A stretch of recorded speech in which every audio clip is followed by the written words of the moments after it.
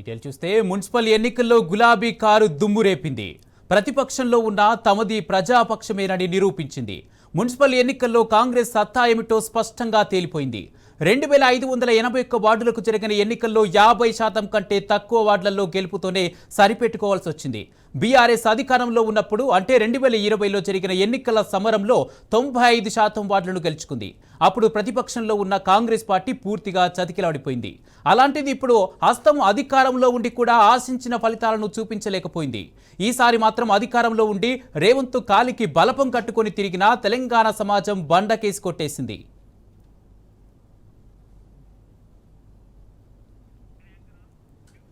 ఒకవైపు అధికారం దుర్వినియోగం, మరోవైపు డబ్బు రాజకీయం, మరోచోట ప్రలోభాల పర్వం.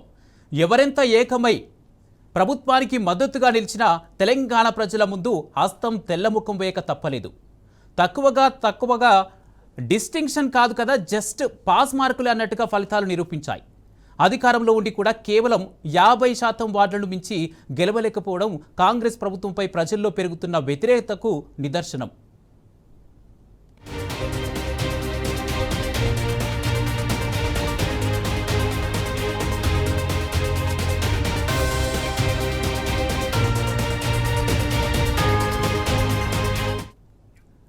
తెలంగాణ వ్యాప్తంగా 116 మున్సిపాలిటీలు, 414 డివిజన్లలో జరిగిన ఎన్నికల్లో అధికార కాంగ్రెస్ పార్టీ కేవలం 1346 వార్డులనే గెలుచుకుంది. 414 డివిజన్లలో కేవలం 176 డివిజన్లనే గెలుచుకోవడం హస్తం ప్రభుత్వ పనితీరుకు ప్రజలిచ్చిన సమాధానం. అదే బీఆర్ఎస్ పార్టీ ప్రతిపక్షంలో ఉండి కూడా ప్రజల ఆదరణను కోల్పోలేదు. 723 వార్డులను ఏకపక్షంగా గెలుచుకుంది. మొత్తం 17 మున్సిపాలిటీలలో గులాబీ జెండా ఎగరేసింది. అధికారంలోకి వచ్చే అవకాశం ఉన్న 17 మున్సిపాలిటీల్లో హంగ్ ఏర్పడింది.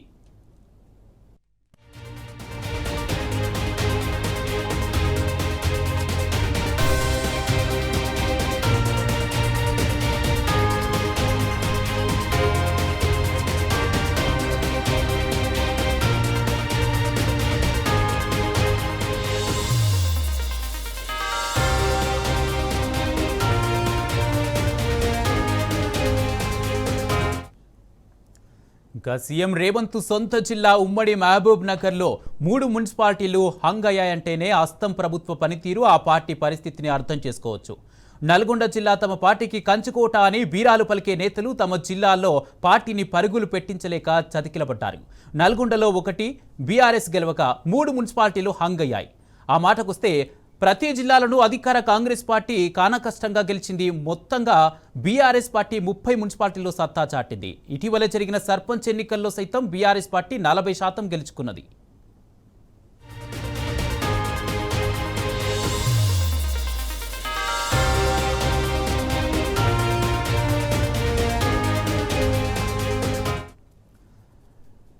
మున్సిపల్ ఎన్నికల్లో గులాబీ కారు దుమ్ము రేపింది. ప్రతిపక్షంలో ఉన్న తమది ప్రజాపక్షమేనని నిరూపించింది. ఇదే అంశానికి సంబంధించి పూర్తి అప్డేట్స్ మా ప్రతినిధి లిబిల్ అందజేస్తారు. లిబిల్, పట్టణపూర్లో సైతం గులాబీ పార్టీ సత్తా చాటింది. 720కి పైగా వార్డులు, 17 మున్సిపాలిటీల్లో బీఆర్ఎస్ విజయదుందుభి మోగించింది. దీనికి సంబంధించి పూర్తి అప్డేట్స్ ఏంటి?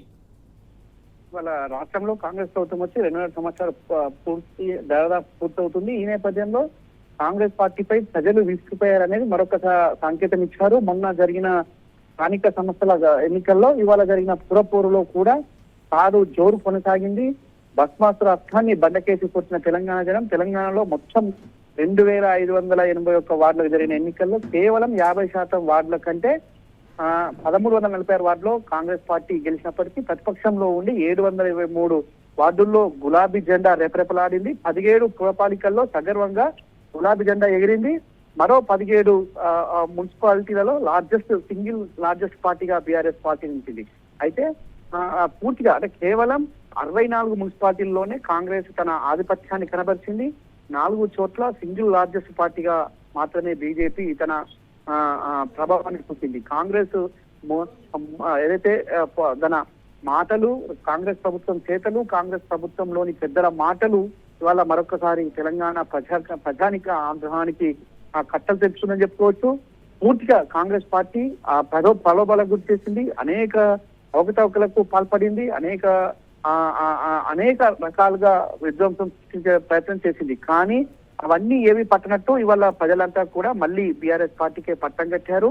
2020లో కేసీఆర్ సర్కారు విజయంతో పోలిస్తే కాంగ్రెస్ కు మున్సిపాలిటీ అని చెప్పుకోవచ్చు. 2020లో అస్సాం పార్టీకి ఓటింగ్ శాతం కంటే బీఆర్ఎస్ పార్టీకి మెరుగైన ఫలితాలు వచ్చి మళ్ళీ బీఆర్ఎస్ పార్టీ అని సంకేతాలు కనబడుతున్నాయి. పూర్తిగా రేవంత్ సర్కారు వైఫల్యాలన్నీ కూడా ఇవాళ ప్రజలు పూసగుచ్చినట్టు ఇలా ఓట్ల రూపంలో వివరించారు. పూర్తిగా కాంగ్రెస్ అహంకారానికి మధ్య జరిగిన ఎన్నికలుగా ఇవన్నీ కూడా భావిస్తున్నారు. పూర్తిగా ఇవాళ మొన్న స్థానిక సంస్థ ఎన్నికల్లో ఏ విధంగా అయితే కరగాల్సి వాత పెట్టారో ఇవాళ పురపూరులో కూడా పట్టణ ప్రజలంతా కూడా మరొకసారి కాంగ్రెస్ పై పగను పెంచుకొని వాళ్ళ బీఆర్ఎస్ పార్టీ వైపు మొగ్గు చూసిన పరిస్థితి కనిపిస్తుంది. 2020లో 94% దాదాపు బీఆర్ఎస్ పార్టీ ఆనాడు అధికారంలో ఉండి బీఆర్ఎస్ పార్టీ విజయకేతనం ఎగురేస్తే కేవలం 2-3% ఆనాడు కాంగ్రెస్ పార్టీ పరిమితమైంది. ఈ నేపథ్యంలోనే ఇవాళ ప్రధానంగా అధికార పార్టీకి ఎక్కువ అవకాశాలు ఉంటాయి. స్థానిక సంస్థ ఎన్నికల్లో గెలిపేందుకు అధికార అంగుబలంతో పాటు మందబలంతో పాటు అన్ని కూడా కాంగ్రెస్ అంటే అధికార పార్టీకి అనువుగా ఉంటాయి. కానీ ఇవన్నీ కాదన్నట్టు కాంగ్రెస్ పార్టీకి ఇవాళ పూర్తిగా కరిగి పారేశారని చెప్పుకోవచ్చు. కాంగ్రెస్ పార్టీని కరిగి పారేసి వాళ్ళ బీఆర్ఎస్ పార్టీకి మరొకసారి భుజాల పైన మోసిన పరిస్థితి కనిపిస్తుంది. ఈ నేపథ్యంలోనే ఏదేమైనప్పటికీ తెలంగాణకు శ్రీరామ రక్ష బీఆర్ఎస్ పార్టీ అనేది మన సుస్పష్టమైపోయింది. అలా తెలంగాణ ప్రజల్లో ఆ బీఆర్ఎస్ గులాబీ జెండా మళ్ళీ ప్రజలంగానే ఉందని చెప్పుకోవడానికి ఎన్నికలు పూర్తిగా కనిపించాయి. కేసీఆర్ పాలనే మేలు అని మరొకసారి రుజువు చేశారు. పట్టణ ప్రగతి పేరు మీద ఇవాళ పూర్తిగా ఆనాడు బీఆర్ఎస్ ప్రభుత్వం అనేక కార్యక్రమాలు చేపడితే పట్టణ ప్రగతి లేదు. ఇవాళ ఎలాంటి కార్యక్రమాలు చేయకపోవడంతో ప్రజలంతా బేజారుగా ఇవాళ మళ్ళీ బీఆర్ఎస్ పార్టీకి మొగ్గు చూపారు. బీఆర్ఎస్ పార్టీ గెలుపుకు సహకరించారు. పూర్తిగా ఇవాళ కాంగ్రెస్ పార్టీ అడ్డగోలుగా అధికార దుర్వినియోగానికి పాల్పడ్డా అధికారాన్ని అడ్డం పెట్టుకొని పోలీసులను అడ్డం పెట్టుకొని గెలుద్దామని అడ్డదాలు తొక్కినా గానీ వాళ్ళ ప్రజలంతా కూడా తిరస్కరించిన పరిస్థితి ఇవాళ యావత్ తెలంగాణ వ్యాప్తంగా స్పష్టంగా కనిపించింది. పూర్తిగా ఇవాళ బీజేపీ సైతం చిటికిల పడ్డ పరిస్థితి ఇవాళ రాష్ట్ర వ్యాప్తంగా కనిపిస్తుంది. మళ్ళీ కాంగ్రెస్ పార్టీ మాకొద్దు, కాంగ్రెస్ ప్రభుత్వం మాకొద్దని విజయ సంకేతాలు ఇవాళ బీఆర్ఎస్ వైపు చూపించారు. ఆ బీఆర్ఎస్ పార్టీ విజయ కేతంకి సంకేతాలుగా మారాయి. పట్టణ ప్రగతి పేరు మీద ఆనాడు చేసిన బీఆర్ఎస్ పార్టీ అభివృద్ధి కార్యక్రమాలు ఆనాడు బీఆర్ఎస్ అధినేత కేసీఆర్ చేసి బీఆర్ఎస్ పార్టీ వైపు చూపారు పట్టణంతోనే మరొకసారి రుజువైంది కుమార్. Right, thank you లిబిల్.